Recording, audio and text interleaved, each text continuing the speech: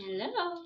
So, ipapakita ko sa inyo kung ano naman ang aming Teacher's Day surprise. Ting! Ayan po. So, ito po ang aming patoken sa aming mga teachers, co-teachers this year. So, iisa-isahin natin kung ano ang laman nitong bag na to. Okay? So, lahat sila ay makakatanggap ng unang-una po ay short band paper. So, this is 50 pieces. So, meron silang short band paper. Kasi balita ko, naghihingian sila ng band paper sa department. Kaya, ayan. Yan ang naisip niyang surprise.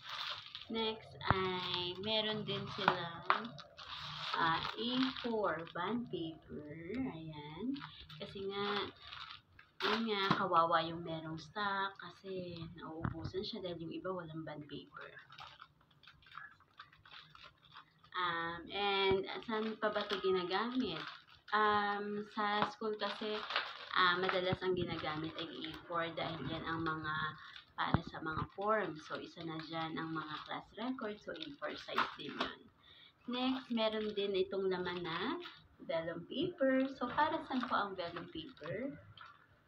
Para naman po ito, since ngayon ay kakatapos lang ng first quarter, para po ito sa mga academic excellence award, yung mga bibigyan ng mga certificates, pwede po nila yan magamit.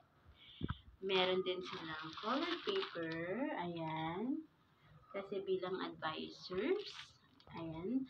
So, minsan may mga students tayo na nanghihingi ng colored paper, at least we can provide, diba? Hindi yung hihingi tayo.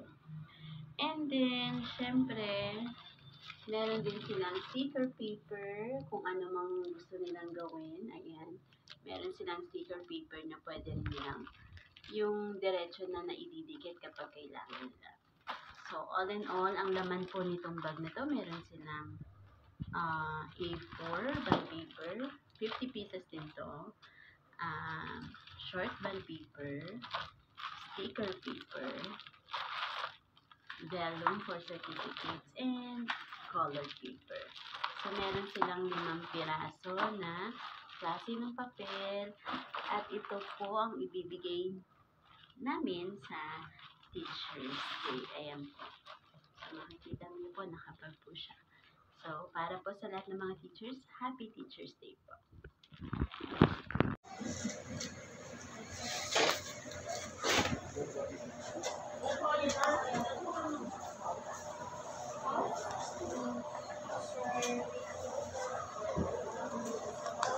Baka po yung sisip.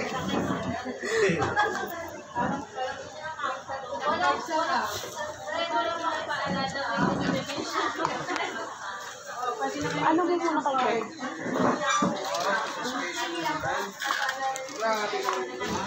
Wala nang hingi ng papel, ha?